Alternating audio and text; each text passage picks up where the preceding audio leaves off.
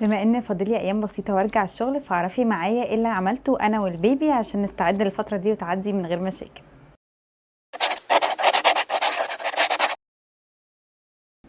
هاي بنات، ازيكم؟ انا ساره، مامي جديده البنوتين، وفي الفيديو ده هقولك كل حاجه عملتها بالخطوات انا والبيبي علشان الفتره الجايه. بس الاول، لو دي اول مره تشوفيني على اليوتيوب، ما تنسيش تشتركي في القناه وتفعلي الجرس عشان اي فيديو اعمله يكون عندك. اوكي، بديهي كده تكون اول مشكله بتقابلنا هي المكان. هحط البيبي فين اثناء ما انا في الشغل، خصوصا ان هو بيكون صغير، سنه 4 شهور او كده، فبيكون دي مشكله كبيره. فالمفروض قبل ما انزل الشغل بحوالي شهر ابتدي اجهز وادور على مكان مناسب، سواء مثلا حضانه او سواء عند جدته او عند حد من القرايب او الاصحاب. المفروض بختار المكان ده بعنايه من قبلها بفتره. والمفروض الطفل بعوده على المكان اللي انا هسيبه فيه ده من قبلها، من قبل ما اسيبه فعلا فيه في اثناء الشغل. باخد الطفل واقوم قاعده بيه في المكان ده، سواء الحضانه او عند قرايبه، وابتدي انسحب فيه تدريجيا. كل يوم بزود ساعه بحيث ان هو يتعود على المكان ويكون مألوف بالنسبه لي وما يتخضش منه يوم ما يكون فيه لوحده. وده بينقلنا بقى للمشكله التانية، هي الاشخاص. المفروض ان انا كأم بختار الاشخاص اللي هيقعدوا مع طفلي في الوقت ان انا اكون فيه في الشغل بعنايه، اكون واثقه فيهم، واثقه ان انا هسيب معاهم البيبي. فالمفروض مثلا لو انا هسيبهم مع قرايب او مع اصحاب، بكون متفقه معاهم من قبل كده، ممهده لهم حاجه زي كده ويكونوا تمام معاهم. او لو انا هودي حضانه، اكون عارفه انها مكان كويس ونظيف والناس اللي فيها كويسين. وبرده ما ينفعش افاجئ الطفل ابدا ان انا فجاه كده اقوم واخداه وقاعده مع ناس غرب في مكان غريب. المفروض قبلها بشهر ان هي ابتدي اودي الطفل او اقعد معاه حبه بحبه، اسيبه بحيث ان هو بشكل تدريجي ما يتخضش من مكانه ويحس ان هو في مكان هو مش مخضوض منه. ما تنسيش تحضري للطفل كل احتياجاته في الشنطه معاكي اللي هتروحي فيها المكان، سواء هتسيبيه في حضانه او عند ناس. والناس اللي هم يقعدوا معاه دول تفهميهم على كل حاجه الطفل محتاجها، وكل حاجه روتين بيعمله علشان الطفل ما يكونش حاسس بغربه او ان هو مستغرب من المكان او الاشخاص، او مستغرب من اللي بيحصل في اثناء اليوم.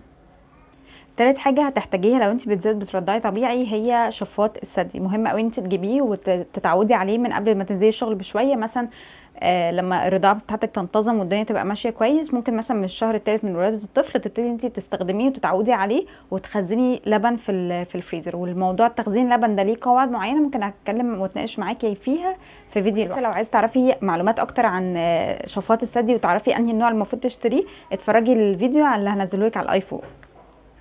بقى حاجه بديهيه ان انت تعمليها، ان انت تشتري له ببرونه. مهم ان الببرونه دي تكون نوعها نظيف، تكون الحلمه بتاعتها او النبل بتاعتها تكون مناسبه ل4 شهور، وتكون BPA فري عشان ما تاذيش الطفل. فمن فضلك هاتي نوع كويس وكده للطفل، لانه هي هيعتمد عليه في فتره ما انت بره في وقت الشغل يعني.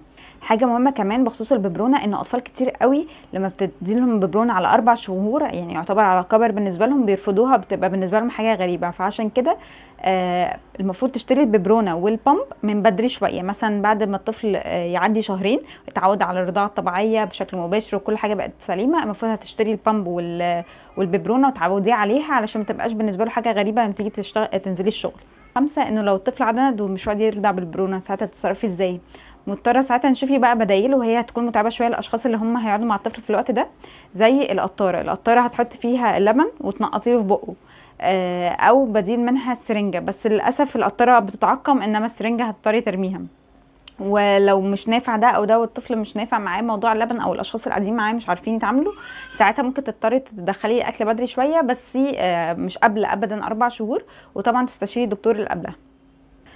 النقطة رقم 5 بقى، ان احنا محتاجين شوية ننظمها، هي الرضاعة. الطفل في الاول بالذات لما يجي يتولد، المفروض ان هو يرضع وقت ما يحتاجه كل وقت.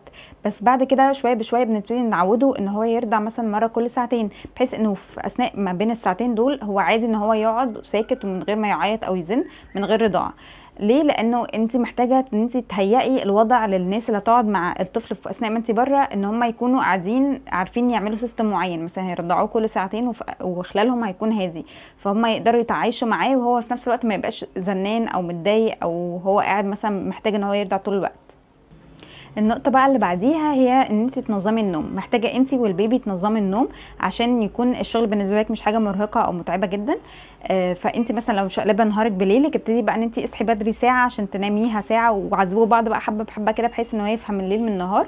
والبيبي بقى لو هو مش متعود على مواعيد معينة خالص، ابتدي بقى عودي الطفل على روتين ثابت. يعني مثلا بالليل احنا الدنيا هتبقى ضلمه، هناخد شاور دافي، هيبقى في رضاعه او مثلا ميوزك في الخلفيه او اي حاجه، بحيث ان هو بعد ما تعملي الحاجات دي يعرف ان هو هينام. في مره بعد الكاسكيت ده ما هيخلص هتلاقيه هو لوحده بينام. انا عارفه ان الموضوع مش بالسهوله دي، بس ممكن مره تنجح مره تفشل، بس على الاقل هنوصل يعني. مش هيبقى كل يوم بنروح الشغل في عذاب. وطبعا مش محتاجه انبهك انه قد ايه صحتك مهمه في الوقت ده وفي كل وقت، عشان كده ما تنسيش الفيتامينز بتاعتك، ما تنسيش تاكلي اكل صحي وتشربي ميه كتير. ولو عايزه ازاي تعرفي ان انت تاكلي اكل صحي من غير ما يتخنك في نفس الوقت، اتفرجي على الفيديو اللي هيظهر لك في الايفون. حاجه كمان مهم ان انت تعمليها وتسهل عليكي الدنيا كتير، ان انت تخزني اكل في الفريزر على التسخين على طول. يعني تختاري مثلا يوم في الاسبوع او يوم في الشهر حد يقعد مع الطفل، وانت في الاثناء دي تجهزي اكل كتير قوي على التسخين على طول، وتحطيه في الفريزر عندك. اخر حاجه بقى حابه اقولها لك، ان انت لما ترجعي من الشغل، انا عارفه ان احنا طاقتنا على قدها وكل حاجه، بس حاولي ان انت اقعدي مع اطفالك، شبعيهم حب وشبعيهم وجودك وكل حاجه، علشان هم اصلا مفتقدينك في العدد الساعات اللي انت بتكوني فيها بره. حاولي لما ترجعي انت تعوضيهم على الوقت اللي انت فيه بره. واخر حاجه كمان حابه اقولها، ان انت ما تحسيش بالذنب. اكيد انت مش حابه ان انت تسيبي الاطفال لوحدهم وتروحي تشتغلي يعني انا عارفه ان في اكيد منها جزء اثبات نفس ان انت حابه تشتغلي ويكون ليكي كيانك وكل حاجه، بس اكيد مش حابه برضه ان انت تسيبي اطفالك.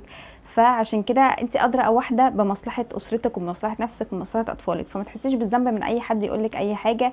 انت بتعملي الاصلح ليكوا، انت الادرى، اكتر واحده ادرى بمصلحتكم.